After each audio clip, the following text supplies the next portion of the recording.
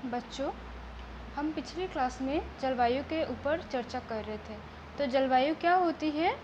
किसी स्थान के मौसम की लंबी अवधि में एकत्रित आंकड़ों के आधार पर बना मौसम का पैटर्न, उसे हम जलवायु कहते हैं। और हमने उदाहरण के माध्यम से समझा था, जैसे कि श्रीनगर में क्या होती है? वहाँ की जलवायु कैसी है? मध्यम गर्म और मध्यम आर्द्र। उसी तरह केरला की जलवायु कैसी होती है? गर्म और आर्द्र, क्योंकि हमने देखा था कि वहाँ पर साल भर तापमान बहुत ही अधिक होती है और वर्षा भी अधिक होती है। और मरुस्थल की जलवायु कैसी होती है? गर्म और शुष्क इसलिए क्योंकि वहाँ पे वर्षा बहुत ही कम होती है।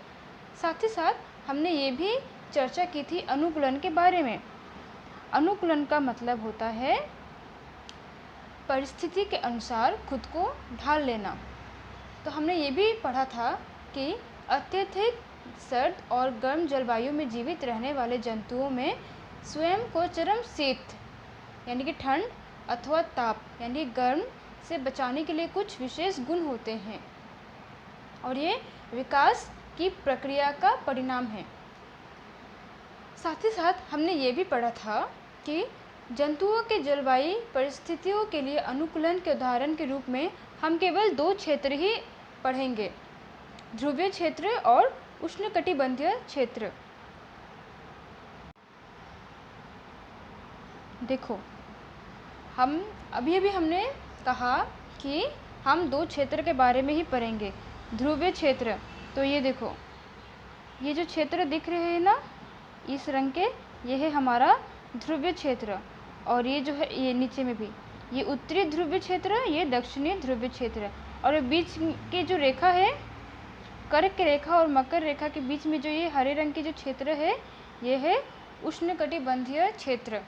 तो मैं थोड़ा बहुत यहाँ पे बताना चाहूँगी कि ये जो ध्रुवीय क्षेत्र है ना, ध्रुवीय क्षेत्र में बहुत ही अत्यधिक ठंड रहती है। वहाँ पे लगभग 6 महीने दिन रहती है और 6 महीने रात। और यहाँ पे सूरज की जो रोशनी है बहुत ही कम पहुँचती है, ठीक है। तो इस ध्रुवीय क्षेत्र में जंतुओं ने अपने आप को किस तरह से अनुकूलित किया है, हम उसके बारे में पढ़ेंगे। और ये जो हरे रंग की जो क्षेत्र है, ठीक है, ये जो हरे रंग की क्षेत्र है, ये कर्क रेखा, देखो ये कर्क रेखा और मकर रेखा के बीच की जो क्षेत्र है, इसे हम उष्णकटिबंधीय क्षेत्र कह रहे हैं।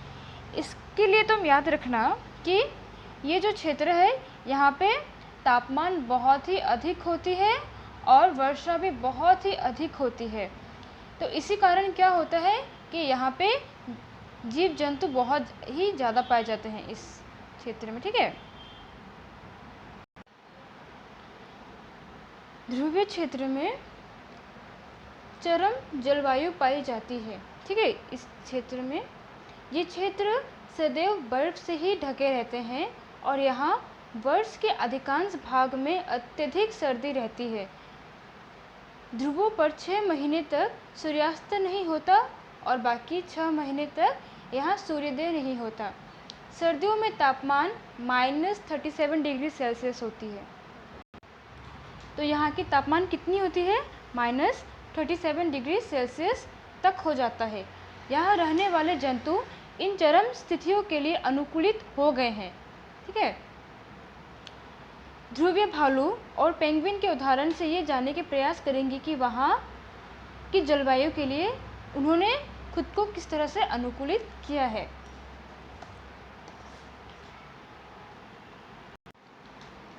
हम चर्चा करेंगे कि ध्रुवीय भालू में अनुकूलन क्षमता। तो सबसे पहले देखो क्या है, सफ़ेद बालों के कारण सफ़ेद बर्फ की पृष्ठभूमि में ये आसानी से दिखाई नहीं देती। देखो ये जो भालू है ये सफ़ेद रंग की है, तो इसकी वजह से क्या होता है कि जो पीछे का जो पृष्ठभूमि है ये भी सफ़ेद है, तो ये आसानी से दिखाई नहीं पड़ते हैं। तो इससे क्या होता है, परभक्षी और शिकार इसे आसानी से देख नहीं पाते हैं। और अगला है, इनमें सूंघने की शक्ति तीव्र होती है, ठीक है। इनकी जो सूंघने की क्षमता होती है वो बहुत ही अच्छी होती है। इससे क्या होता है कि भालू अपने शिकार को ढूंढने और पकड़ने में सहायक होती है। अगला है, इसके नाखून मुड़े और लंबे और पैने होते हैं, ठीक है। ये इसके नाखून जो होते हैं मुड़े और लंबे होते हैं। इससे इनको क्या मदद मिलती है, इनसे इन्हें बर्फ में चलने में सहायता होती है। अगला है, इनके शरीर पर बालों की 2 मोटी परत होती है। इनके शरीर में बालों की 2 मोटी परत होती है। इससे क्या होता है, सर्द मौसम में भी इसे गर्म रखती है, ठीक है। ये जो बालों की परत है इसे गर्म रखने में मदद करती है। अगला है, इसकी त्वचा के नीचे वसा की एक परत होती है। वसा मतलब होता है फैट्स। तो इनके जो त्वचा होती है, स्किन के नीचे फैट्स होती है। इससे इनको क्या मदद मिलती है, इससे इनका शरीर शीतरोधित होता है और इसे गर्म रखता है, मतलब कि इन्हें ठंड से बचाता है। वास्तव में ध्रुवीय भालू का शरीर इतनी अच्छी तरह से शीतरोधी होता है कि वे धीमे धीमे चलते हैं ताकि उनके शरीर का ताप आवश्यकता से अधिक न हो जाए। ये अपने शरीर को बहुत अधिक गर्म हो जाने से बचाने के लिए अक्सर विश्राम करते हैं। ध्रुवीय क्षेत्र में एक अन्य परिचित जंतु पेंगुइन है। इस चित्र में देख सकते हो पेंगुइन। ये बर्फ की सफ़ेद पृष्ठभूमि में आसानी से मिल जाते हैं। इनके शरीर में भी स्वयं को सर्दी से बचाने के लिए मोटी त्वचा और अत्यधिक वसा होती है। ध्रुवीय भालू की तरह पेंगुइन भी अच्छे तैराक होते हैं। इनका शरीर धारों रेखित होता है और इनके पैरों में जाल जैसा बना होता है, जिससे ये अच्छे तैराक होते हैं। ये देखो इनके पाँव।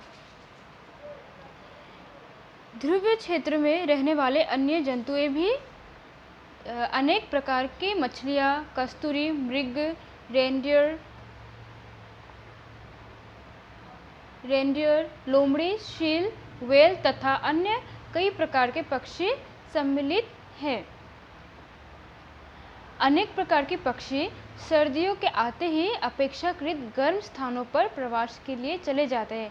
मतलब कि यहाँ पर ठंड आने के वक्त जब शीत ऋतु आती है तो यहाँ पे इतनी ज़्यादा ठंड हो जाती है कि जो पक्षी होते हैं वो वहाँ रह नहीं पाते, इसलिए वो दूसरी गर्म जगह पर आते हैं, ठीक है।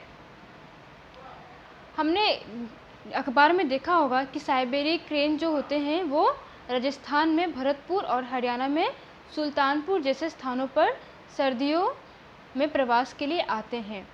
कुछ पक्षी उत्तर पूर्वी के कुछ आर्द्र स्थानों और भारत के कुछ अन्य स्थानों में भी प्रवास के लिए आ जाते हैं। तो ये देखो, ये है प्रवासी पक्षी जो बहुत दूर हज़ारों किलोमीटर तय करके हमारे भारत में आते हैं। तो आशा करती हूँ कि आज ध्रुवीय क्षेत्र के बारे में समझ में आया होगा। हम उष्णकटिबंधीय वर्षावन के बारे में अगले वीडियो में चर्चा करेंगे।